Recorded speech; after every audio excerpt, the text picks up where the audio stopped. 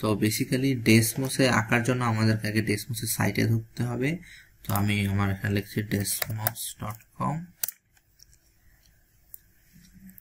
ডেসমসের সাইটে আমি চলে গেলাম এবং এখানে যে স্ক্রিনটা দেখতে পাচ্ছি গ্রাফিং ক্যালকুলেটর, এখানে ক্লিক করলে আমি ডিরেক্ট গ্রাফিং ক্যালকুলেটর চলে যেতে পারবো।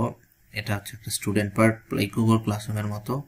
আর এগুলো যে আমরা দেখতে পাচ্ছি এগুলো হচ্ছে ডেসমস। আমি আগেই বলেছিলাম ডেসমস প্রতি বছরই একটা আর্ট কম্পিটিশন করে এবং সেই আর্ট কম্পিটিশন নমুনাগুলো আমরা এখানে দেখতে পারবো, বিভিন্ন ক্যাটাগরির আছে।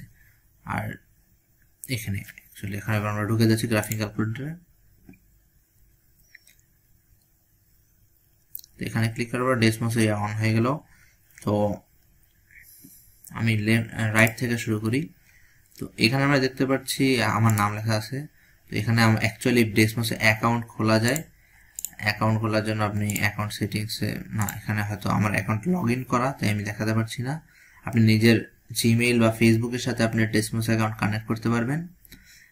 এখানে আছে একটা গ্রাফ শেয়ার অপশন।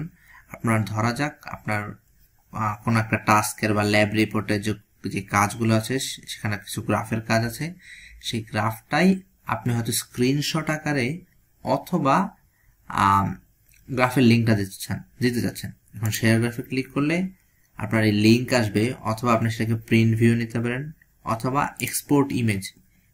ইমেজের ক্লিক করার পর আপনি দেখতে পাচ্ছেন গ্রিডগুলো আছে এবং গ্রিডগুলো কি আকারে চান, সাইজ কিরকম চান সেগুলো ঠিক করতে পারবেন। এখন থিন গ্রিড আকার আছে, মিডিয়াম করলে মিডিয়াম হবে, থিক করলে আরো মোটা হবে, ইত্যাদি আকারে হবে। এখন আমি থিনই রাখলাম নর্মালি। এখন ডাউনলোড পিএনজি দিলে আপনার ওই পোর্শনটা, জুমের ওই পোর্শনটা আপনার ডাউনলোড হয়ে যাবে। আচ্ছা, আর যদি আপনি কাউকে লিঙ্ক দিতে চান, লিঙ্ক কপি করে জাস্ট তাকে পেস্ট করে দিবেন, হয়ে যাবে। এখানে হেল্প পার্ট আছে, এখানে আছে ল্যাঙ্গুয়েজ পার্ট ডেসমসের।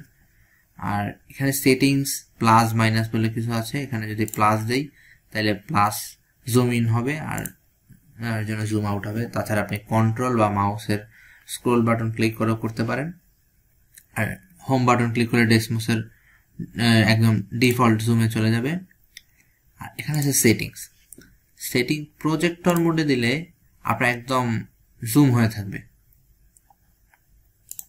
প্রজেক্টর মোডে দিচ্ছেন। আর রিভার্স কন্ট্রাস্ট যদি দেই তাহলে পুরো গ্রাফটা ব্ল্যাক হয়ে যাবে। আর এখন আসছে গ্রিড। গ্রিড যদি অন রাখি গ্রিড অন থাকবে, আর যদি অন না রাখতে চাই থাকবে না। আর গ্রিড অন না রেখে যদি অ্যারো রাখতে চাই, এখানে দেখেন এক্স আর ওয়াই এক্সিসে কিন্তু আমি অ্যারো দেখতে পাচ্ছি, অ্যারো চলে এসছে। এবং যদি শুধু পজিটিভ সাইড দিই তাহলে পজিটিভ সাইডে অ্যারো দিচ্ছে, নেগেটিভ সাইডগুলোতে অ্যারো দিচ্ছে না। আচ্ছা, আমাদের অ্যারো দরকার নেই। আর মাইনর গ্রিড লাইন্স, এই যে ছোট ছোট যে গ্রিড লাইনগুলো আছে সেগুলো যদি আমি দেখাতে না চাই তাহলে এরকম মাইনর গ্রিড লাইন্স ক্লিক থেকে সরাই ফেলবো। আর যদি রাখতে চাই তাহলে, যেহেতু আমাদের লাগবে ক্যালকুলেশনে তাই আমরা রাখছি। এক্সিস নাম্বার যে 1 2 3 করা এক্সিস নাম্বার যদি রাখতে চাই তাহলে আমরা এরা, না রাখতে চাই তাহলে আমরা ক্লিকটা সরিয়ে নিব, আর যদি রাখতে চাই তাহলে আমরা ক্লিকটা ওকে দেব। এরপর আসছে এটা হচ্ছে আমাদের কার্টেসিয়ান প্লেন। এখন আমাদের যদি কার্টেসিয়ান প্লেন না হয় আমরা পোলার প্লেনে করতে চাই তাহলে জিনিসটা আমাদের এরকম হয়ে যাবে, স্ফেরিক্যাল। আমরা কার্টেসিয়ান প্লেন নিয়ে আগে আলোচনা শুরু করব। কার্টেসিয়ান প্লেন রাখছি। এবার আসছে এক্স এক্সিস। এখন আমরা কি এক্স এক্সিস যদি ক্লিক অফ করে দিই এক্সিস থাকবে, আর ক্লিক না করলে এক্স এক্সিস থাকবে না। এখন এক্স এক্সিসের লেভেল কি হবে? ধরা যাক আমাদের এটা লেভেল হয়তো আমাদের বিভিন্ন টাস্কে থাকে, যেমন ধরা যাক আমাদের এক্স এক্সিস বরাবর থাকবে ফোর্স, ফোর্স। এখানে কিন্তু দেখেন এক্স এক্সিস বরাবর ফোর্স চলে আসছে, এক্স এক্সিসের লেভেল। এবার ওয়াই এক্সিসের লেভেল কি দেব? ধরা যাক ম্যাস বা ভর, এবার আবার ম্যাচ চলে এসেছে। তো আমরা চাইলে এরকম করতে পারি, লেভেল দিতে পারি। এগুলো হচ্ছে আমরা যখন কোনো কিছু সেট করব লেভেল। দেখেন আমাদের স্ক্রিনে কিন্তু এখন -10.75 থেকে -10.75 থেকে 10.505 পর্যন্ত দেখাচ্ছে। আমরা যদি আমাদের এরিয়া বড় করতে চাই, আরো বেশি গ্রেডে দেখতে, যেমন 20 পর্যন্ত দেখতে চাইলে, সরি এখানে কিন্তু 20 থেকে শুরু হবে। আর এই পাশ থেকে যদি কমাই, যদি 20 করি, এই পাশে 20 থেকে শুরু হবে। তো আমরা অ্যাকচুয়ালি নর্মালি একটা 10 রাখি। ওয়াই এর ক্ষেত্রেও সেম। আর স্টেপগুলো হচ্ছে কত ছোট হবে সেটার উপর ডিপেন্ড করতেছে। আর ডিগ্রি আর রেডিয়ান হচ্ছে আমরা অ্যাঙ্গেল কোন ইয়াতে রাখছি তার উপর। আপাতত এই রাইট সাইডের পার্টগুলো শেষ, এবার হচ্ছে লেফট সাইডের আনটাইটেল গ্রাফ। আপনি চাইলে আপনার গ্রাফের একটা নামও দিতে পারেন। ধরা যাক আমি প্রথমে নাম দিলাম PRACTIC প্র্যাকটিস, এবং এটা চাইলে আমি সেভও করে রাখতে পারি। আপাতত আমি সেভ করছি না, সেভ করে রাখা যায়। এরপরে এখানে শো লিস্ট বলে একটা অপশন আছে। শো লিস্ট আসলো, তার নিচ থেকে আমি শুরু করি। শো কি প্যাড, যারা মোবাইলে টাইপ করেন তাদের একটু কষ্ট হবে টাইপ করতে, যারা অ্যাকচুয়ালি পিসি বা ডেস্কটপে কাজ, পিসি বা ল্যাপটপে কাজ করছেন তাদের জন্য সোজা হবে। তো এখান থেকে আপনি অ্যাকচুয়ালি যদি আপনি কোনো ফাংশন কিভাবে কাজ লিখতে হয় না জানেন, এখান থেকে আপনি জেনে নিতে পারবেন। তো যেহেতু আমি কিবোর্ডে কাজ করছি, এটা আমি আপাতত দেখাচ্ছি না। আর এখানে আছে কিছু গ্রাফের অপশনগুলা। আপনি অ্যাকচুয়ালি আপনি বিভিন্ন গ্রাফগুলো সেভ করে রাখতে পারবেন, যেমন আমি অনেকগুলো গ্রাফ করেছিলাম সেগুলো সেভ করা আছে। তাছাড়া এখানে এক্সাম্পল বলে একটা সেকশন আছে। যারা নিউ ডেসমস শিখতে চান, ডেসমসের সব ইকুয়েশন কিভাবে করতে হয়, প্লট করতে হয়, তারা অ্যাকচুয়ালি এই জিনিসগুলো দেখতে পারেন। অ্যাকচুয়ালি জিনিসগুলো হেল্পফুল। বিভিন্ন অনেকগুলো টিউটোরিয়াল আছে এখানে। টিউটোরিয়াল বলতে গ্রাফ দিয়ে টিউটোরিয়াল দেখে দিছে। আর এখানে প্লাস বাটন আছে একটা, এখানে যদি এক্সপ্রেশন দেই আমাদের একটা এক্সপ্রেশন লিখতে দিবে, like normally y = mx + c, এটা একটা এক্সপ্রেশন হইতেই পারে সরলরেখার। আর এরপর আসতেছে একটা নোট। নোট দিলে অ্যাকচুয়ালি আমাদের কমেন্ট হবে। যেমন ধরো যাক আমি নোট দিচ্ছি প্র্যাকটিস নামে, এটা একটা কমেন্ট, এটা কোনো ইকুয়েশন হিসাবে সে নেবে না, এখানে একটা সাইন আসছে। এরপর আসা যাক টেবিল।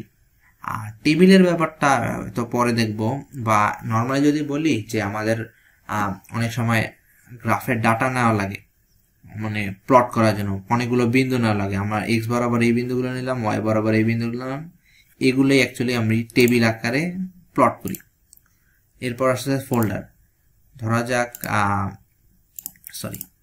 যাক আমার এই এতগুলো ইকুয়েশন এই গ্রাফের অল্প একটু পোর্শন আঁকতে কাজে লাগছে। ধরা যাক গ্রাফের রাইট সাইড আঁকতে কাজে লাগছে, রাইট সাইড। এখন আমি ধরা যাক এখানের মধ্যে লিখলাম y = 3x + 4, এটা লাগলো। হ্যাঁ, এখন আরো একটা আঁকবো, ধরা যাক লেফট সাইড আঁকবো। লেফট সাইড আঁকতে আমার লাগলো x = 5, এইটুকু ইকুয়েশন লাগলো ধরলাম। এখন এটা যদি আমি ফোল্ডার আকার রাখি তাহলে কিন্তু আমার সাজিয়ে রাখতে সুবিধা হয়। যেমন এই ফোল্ডার আন্ডারে আমার একটা ইকুয়েশন আছে, আরো অনেক ইকুয়েশন থাকতে পারে, আর এই ফোল্ডার আন্ডারে আমার আরো ইকুয়েশন আছে, এরকমই অ্যাকচুয়ালি জিনিসটা। আর লাস্টে আছে ইমেজ পার্টটা। অ্যাকচুয়ালি আমরা কোনো ইমেজও এখানে অ্যাড করতে পারি। যেমন ধরা যাক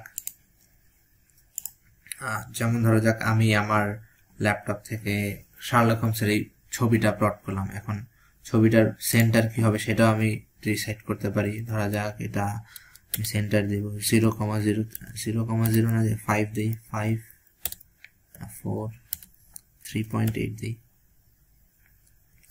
3.8 আর লেন্থ থাকবে 5 দিই, এখানে চলে আসবে, ছবিটা সেন্টার হয়ে গেছে। উইডথ আমি চাইলে এটাকে দ্বিগুণ করলাম, উইডথকে আর হাইটকেও দ্বিগুণ করব। জাস্ট আমরা স্টার চিহ্ন দিলেই গুণ বুঝাবে, আর 2 দিলে ছবিটা কিন্তু দ্বিগুণ হয়ে গেল। এখন অ্যাঙ্গেল হচ্ছে আমাদের রেডিয়ানে, যেহেতু আমি যদি 3.14 দেই এটা 90 ডিগ্রি ঘুরে যাবে, 80 ডিগ্রি করে 180 ডিগ্রি ঘুরবে। এখন যদি এটা বাই 2 দেই তাহলে 90 ডিগ্রি ঘুরে গেল। আর যেহেতু আমি অ্যাঙ্গেল ডিগ্রি রেডিয়ানে রেখেছি, যদি আমি ডিগ্রিতে রাখি অ্যাঙ্গেল, তাহলে যদি আমি জাস্ট 90 দেই, 90 দিলে এটা 90 ডিগ্রি ঘুরে যাবে। আর যদি -90 দেই এটা উল্টা দিকে -90 করবে, ইত্যাদি ইত্যাদি। কোনো ছবির উপর অ্যাকচুয়ালি আমি ছবিও এখানে অ্যাড করে কাজ করতে পারি। বেসিক্যালি একদম ভেরি ফার্স্ট ইন্ট্রোডাকশন অফ ডেসমস।